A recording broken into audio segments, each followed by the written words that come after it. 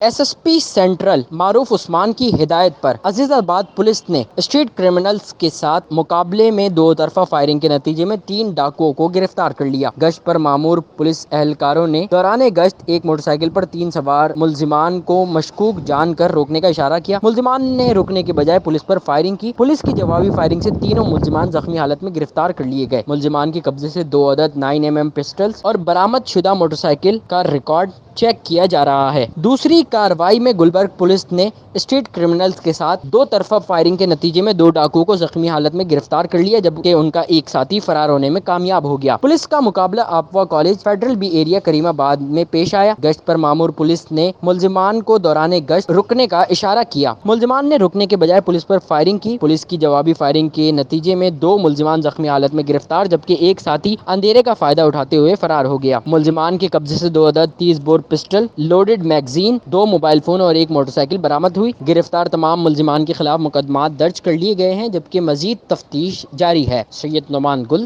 C110 news, Karachi. C110 news, خبر کی اصل خبر۔